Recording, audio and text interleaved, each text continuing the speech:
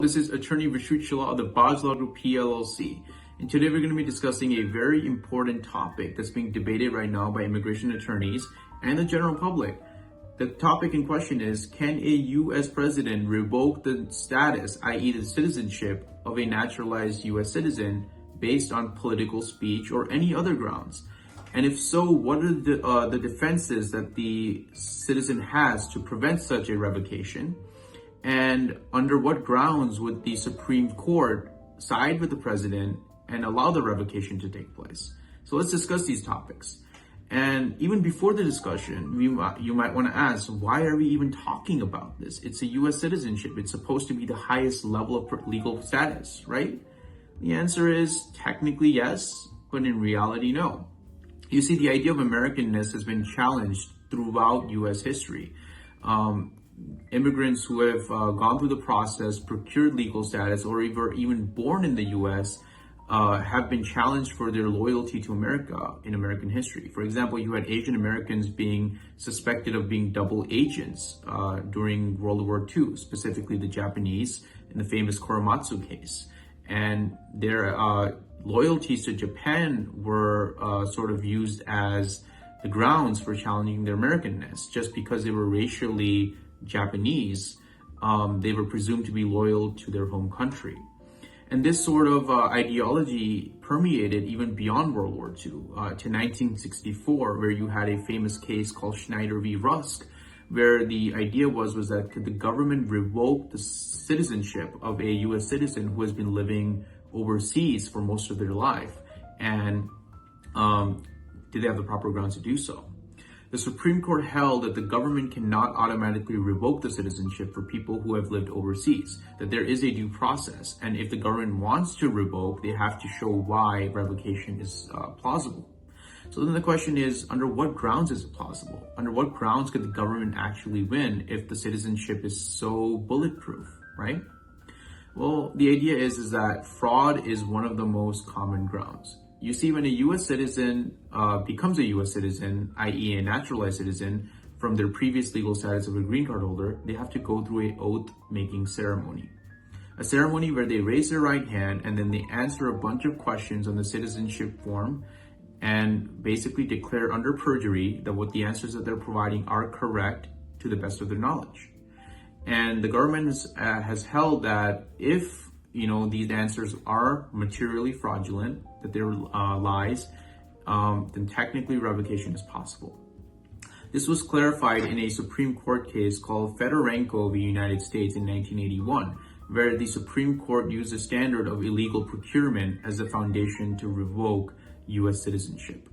Under the standard, if a prospective U.S. citizen, someone who's going through the naturalization process, raises their right hand and fills out the form and says in that form particular answers that are materially found to be false down the line, then it's considered to be an illegal procurement of citizenship.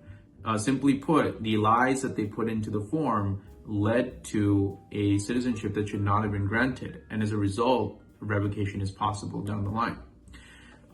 So then theoretically, the real question is, can President Trump use this case to challenge the revocation and legality of someone he disagrees with, politically speaking? Could he do this to Ilhan Omar? Could he do this to any other person down the line who becomes influential and use this as a tool for political prosecution and persecution?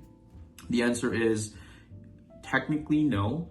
If the person making those statements made those statements and there were some inconsistencies, they're still protected. The Supreme Court in the famous case called McClintock v. United States in 2017, quite a recent case, has held that even if there are lies, i.e. inconsistencies in the oath-taking process to become a U.S. citizen, revocation is not automatic. The government has a burden of proof to show that the lies made were material and they had the natural tendency to influence the board in causing the citizenship to take place and making sure that the person got their citizenship. So the test is material facts, material lies that led to the natural tendency to influence, right? So it's not enough that the a prospective person who wants to become a US citizen is making lies, right? It's not enough. The connection, the nexus is that those lies should have the natural tendency to influence the decision-making process. So an example in real life could be if the immigration officer asks the person taking the oath during the admissions process in the form, for example, what color were you wearing during XYZ date, hypothetically speaking, right? And the person says red, and the true answer is blue, right?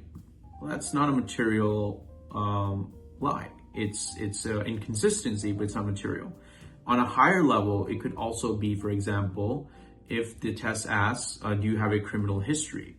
And the criminal history, they put no for the criminal history. And then it turns out down the line that they do have some sort of criminal history. Like say, for example, they did drugs or they got arrested or etc., right? The citizen could still argue that they did not knowingly make those statements. They had forgotten the record wasn't available. They tried their best to procure the record. And if taken into the totality of circumstances of all other material facts that they have established on the record, if that lie did not make the overall decision, the revocation is not possible. But see, the answer is that much like anything else in the law, it's ambiguous. It can get contested. A court or any legal body can adjudicate these inconsistencies, and a revocation process can take place. Now, President Trump is unlikely to go after U.S. citizens en masse, i.e. immigrants who become U.S. citizens, to sort of deport them and revoke their status. It's very, very difficult to do so in a large capacity because the threshold and the legal standards to revoke someone's status is extremely high compared to deporting a green card holder or otherwise, right?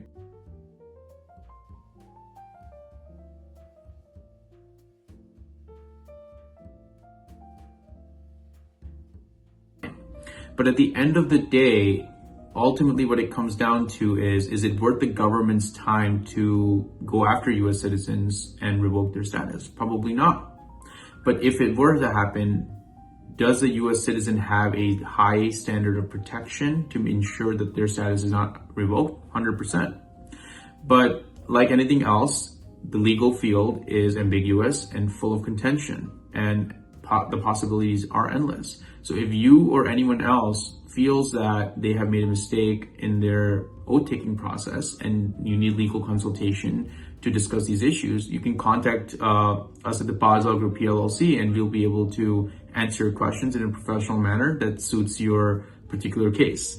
So call us at 571-246-7900 or hit the QR code above. Thanks. Have a good day. Bye.